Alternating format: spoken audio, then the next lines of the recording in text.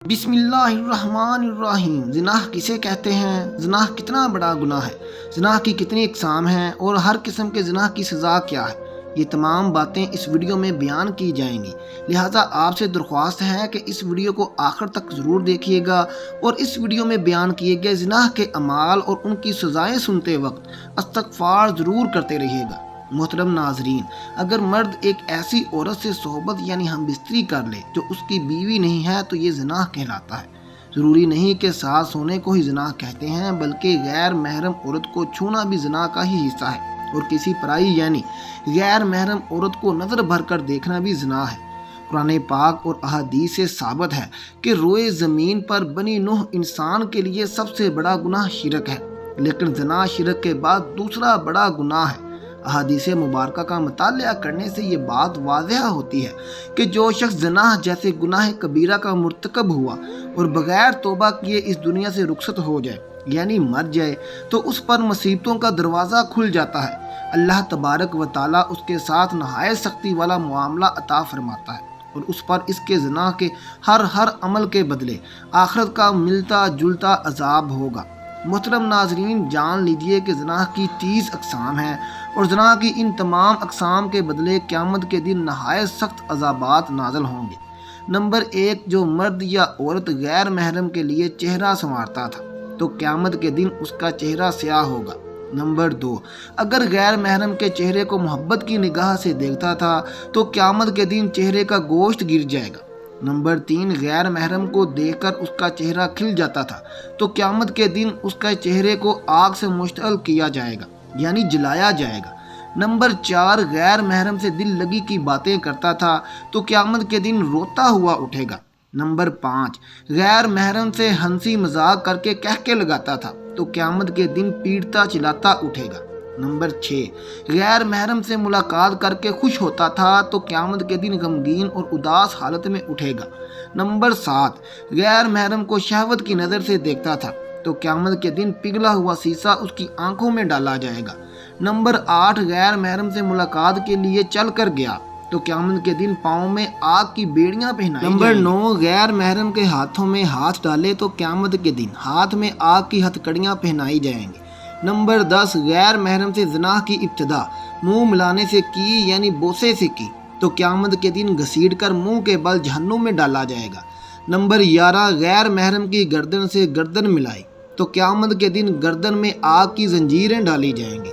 Number 12، غیر محرم کے سامنے شرمگاہ سے لباس ہٹایا تو قیامت کے دن اسے تار کول کا لباس پہنایا جائے گا۔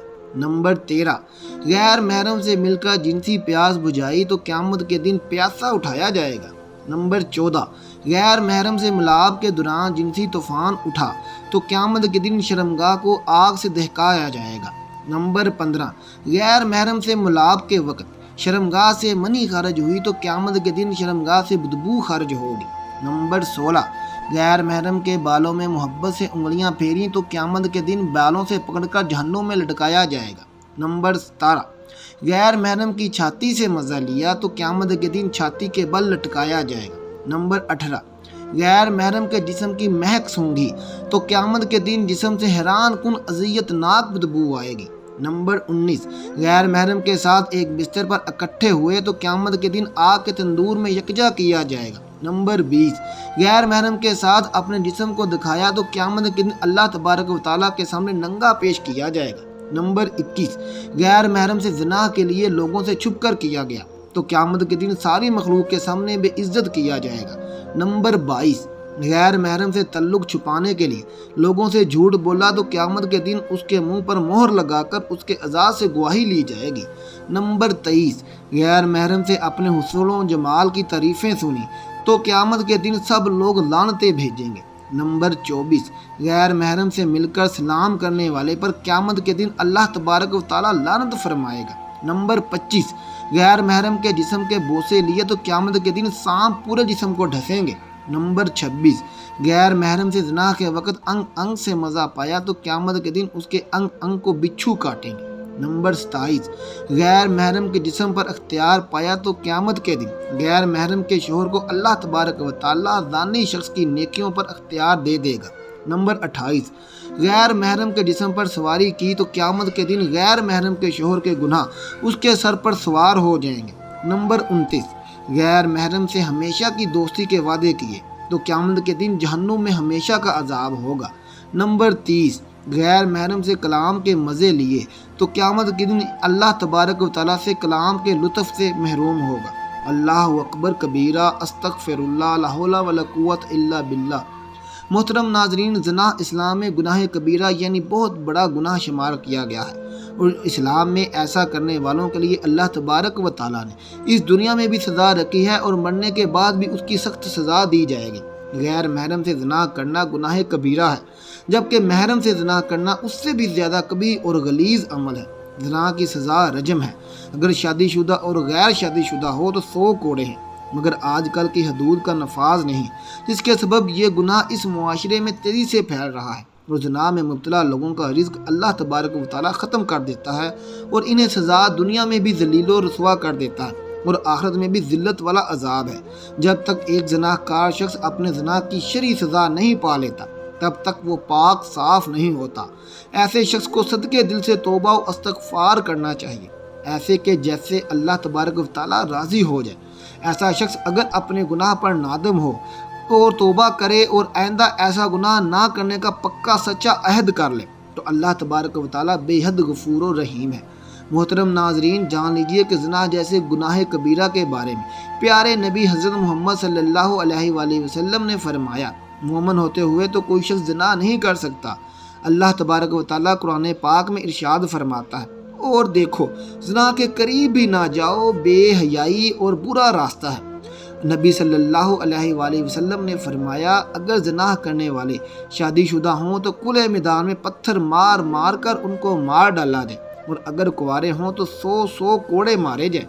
آج کے دور میں دیکھنے میں آتا ہے کہ اس گناہ کبیرہ میں بہت سے لوگ مبتلا ہیں، خاص طور سے جب بازار وغیرہ میں لوگ خریداری کے لیے جاتے ہیں تو کسی کا ہاتھ کسی کو لگ رہا ہے، کہاں لگ رہا ہے کچھ معلوم نہیں ہے، اور پھر لڑکا ہو یا لڑکی اس گناہ کو کرنے کے بعد اپنے دوستوں کو بڑے فخر کے ساتھ بتاتے ہیں اور بڑی شان کے ساتھ سناتے ہیں، بلکہ ان کو بھی یہ راستہ اختیار کرنے کی ترغیب دیتے ہیں۔ تنہائی میں اگر کوئی لڑکا یا لڑکی ایسا کام کرتے ہیں تو اس گناہ کبیرہ کا گناہ اس کے والدین یا وارثوں کو بھی ملتا ہے، جو ان کی جلدی شادی نہیں کر رہے، وہ شادی کی عمر ہونے کے باوجود بھی ان کی شادی نہ کرنے کے سبب وہ اس گناہ میں مبتلا ہوئے، تو ماں باپ کے ایسے کام سے اللہ تبارک و تعالیٰ بھی ناراض ہوتا ہے اور ان کے گھر کی برکت بھی اٹھ جاتی ہے۔ ایسے ماں باپ کو روزے قیامت اللہ تبارک و تعالیٰ کی بارگاہ میں جواب دہ بھی ضرور ہونا پڑے گا اور انہیں جواب بھی دینا ہوگا۔ قرآن پاک میں اللہ تبارک و تعالیٰ کا ارشاد ہے کہ پاک دامن لڑکیاں پاک دامن لڑکوں کے لیے ہیں۔ اس سے یہ ثابت ہوتا ہے کہ اگر آپ خود پاک دامن ہیں تو اللہ تبارک و تعالیٰ آپ کو پاک دامن بیوی یا شوہر عطا فرمائے گا، یعنی پاک دامن کے لیے پاک دامن اور بدکار کے لیے بدکار شریک حیات ہے۔ زنا کے گناہ سے نسیان، HIV، ایڈز اور کینسر جیسی موذی بیماریاں پھیلتی ہیں، جبکہ ایسے انسان کا دل بھی مردہ ہو جاتا ہے اور اس میں سے دین اسلام کی روشنی ختم ہو جاتی ہے، لہٰذا ایسا شخص ایمان سے خالی ہو جاتا ہے۔ امام شافعی رحمۃ اللہ علیہ کہتے ہیں کہ زنا ایک قرض ہے، اگر تو ایسا قرض لے گا تو تیرے گھر والوں یعنی تیری بہن بیٹی سے وصول کیا جائے گا۔ محترم ناظرین، اس کبیرہ گناہ کی اور بھی بہت سی سزائیں ہیں، لہذا خود بھی اس کبیرہ گناہ سے بچیں اور دوسروں کو بھی محفوظ رہنے دیں۔ اگر کوئی شخص اپنے زنا کا قصہ اپنے کسی دوست لڑکے یا لڑکی کو سناتا ہے اور اس کے دل میں بھی زنا کی خواہش پیدا ہو جاتی ہے اور وہ بھی اس گناہ میں مبتلا ہو جاتا ہے، تو اس کا گناہ بتانے والے کو بھی ملے گا، کیونکہ اس نے اسے غلط راستے پر چلایا ہے۔